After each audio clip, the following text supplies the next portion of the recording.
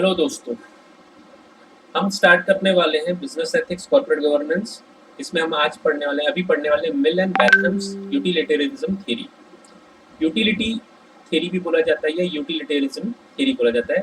ठीक है, मिल and Bentham दो पर्सन है, दो ऑथर्स हैं, इन्होंने ये थ्योरी दिया हुआ है। सो मिल एंड बैंथम्स यूटिलिटेरिज्म थ्योरी। देखिए ये थ्योरी, ठीक है, कॉन्सिक्वेंसेस अगर सही है, ये थ्योरी क्या कहती है, अगर कॉन्सिक्वेंसेस सही है तो आपने whatever the means you have, ठीक है, applied, whatever the means you have applied for doing that action, so whatever the action is, it will be considered good। इसका मतलब अगर रिजल्ट सही है तो आपने जो भी काम किया है, जैसे भी किया है, वो सही किया है, वो एथिकल है ना। जैसे मैंने अभी प्रीवियस वीडियो में आपको बोला था, डियोटोलॉजी रॉबिनहुड को गलत मानते थे क्योंकि चोरी करना गलत था। ये थ्योरी रॉबिनहुड को सही मानेगा।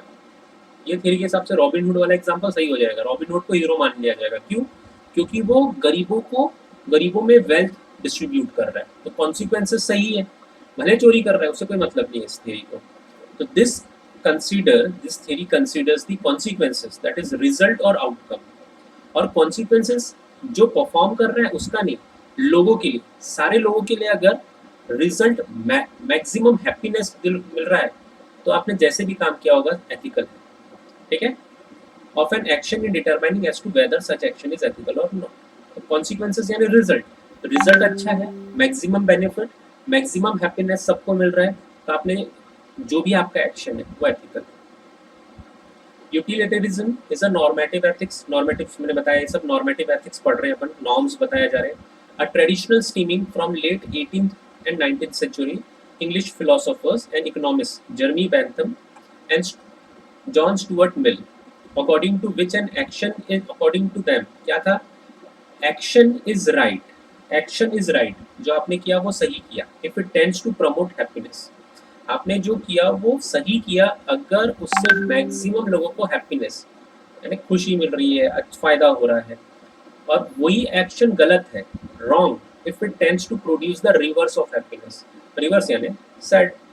Not just the happiness of the performer, जो परफॉर्म कर रहा है, जो एक्शन ले रहा है, उसकी नहीं बोला जा रहा है, सबके लिए। यानी उस एक्शन की वजह से जो लोगों को अफेक्ट हो रहा है, वो अगर बेनिफिट हो रहा है उनसे, उनको हैप्पीनेस मिल रहा है, तो वो एक्शन जिस पर्सन ने किया वो एथिकल है। ठीक है, such a theory is in opposition to egoism. ये थियरी ईगोइज्म के अपोजिट है। कैसे? तो देखिए, the view that a person should pursue his own self interest. इस थ्योरी में एक ये लिमिटेशन आ गया। ये थ्योरी क्या कही मालूम, कि लोग अपने सेल्फ इंटरेस्ट के लिए काम करते हैं। अ person should pursue his own self interest, यानी एक इंडिविजुअल ने अपने सेल्फ इंटरेस्ट के लिए काम करना चाहिए, even at the expense of other, even दूसरे को नुकसान हो रहा है, होने दो।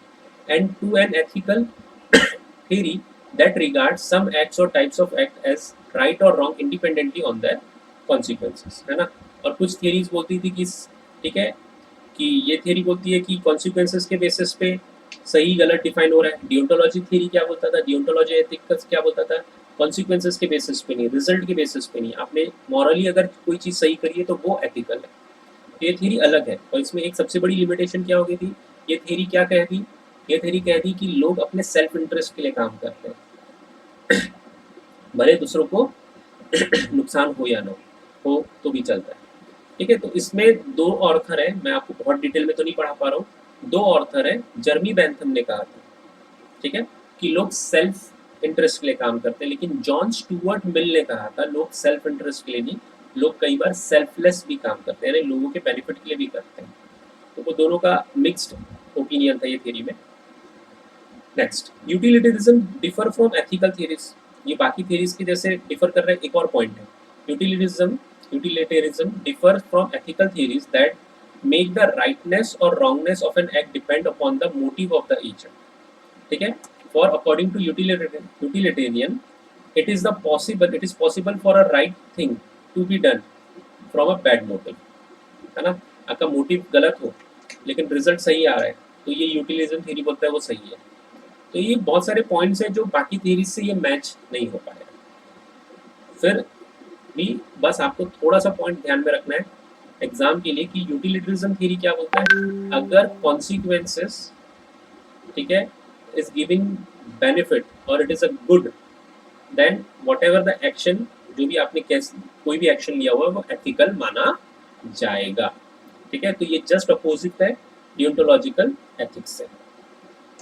Nature of utilitarianism, utilitarianism is an effort to provide an answer. इस थ्योरी से एक प्रैक्टिकल क्वेश्चन का आंसर मिला कि what ought a person to do, what person must do, एक पर्सन ने क्या करना चाहिए।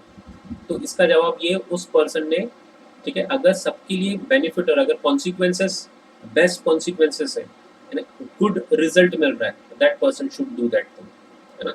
The answer is that a person ought to be act so as to produce the best consequences possible. तो अगर आप कैसे कर रहे हो इससे फर्क नहीं पड़ता, अगर रिजल्ट अच्छा आ रहा है तो वो एथिकल है।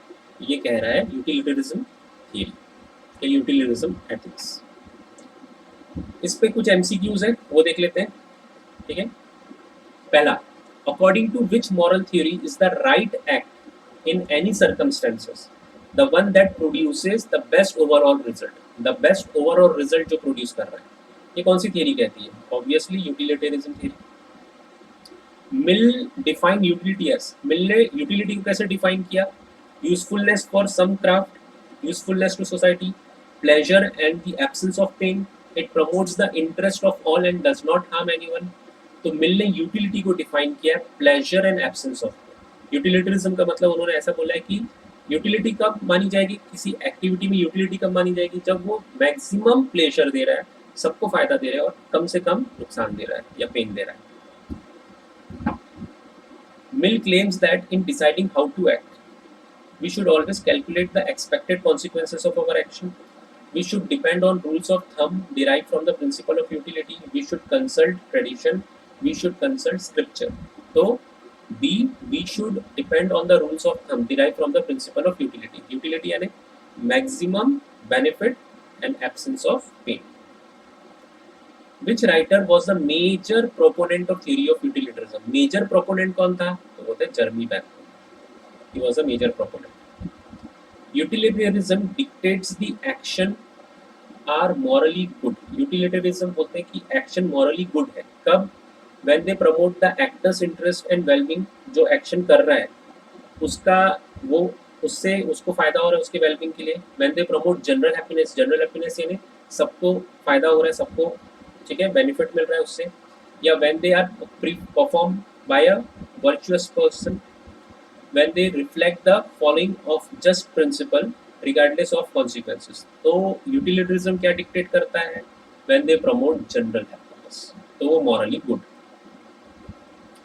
Which of the following principle is essential principle of utilitarian school of ethics? Greatest health principle, greatest happiness principle, greatest wealth principle या greatest respect principle? Obviously greatest happiness principle. ये essential principle है utilitarian की. If you believe in making decisions for the good of most people, आप ऐसा decision ले रहे हैं जो बहुत सारे लोगों को फायदा पहुंचाएगा, good of most people, you can be described as following which school of thought. आप कौन से स्कूल ऑफ थॉट को फॉलो कर रहे हैं? यूटिलिटरिज्म, टेलियोलॉजी, डियोंटोलॉजी या इगोइज्म? तो आप फॉलो कर रहे हैं यूटिलिटरिज्म. तो दोस्तों ये हुआ थोड़ा सा एमसीक्यूज मैंने पढ़ाया शॉर्ट में, ताकि आप फटाफट रिवाइज कर सकें ये सारी टॉपिक्स को. ठीक है, मैं बहुत ज़्यादा डिटेल में नहीं जा पा रहा हूँ, मैं आपको अभी भी बता रहा हूँ क्योंकि आपका एग्ज़ाम बहुत करीब है. ठीक है, बस ये लास्ट मिनट रिवीजन क्लासेस को मान के चलिए, एक बार कॉन्सेप्ट क्लियर कर लीजिए.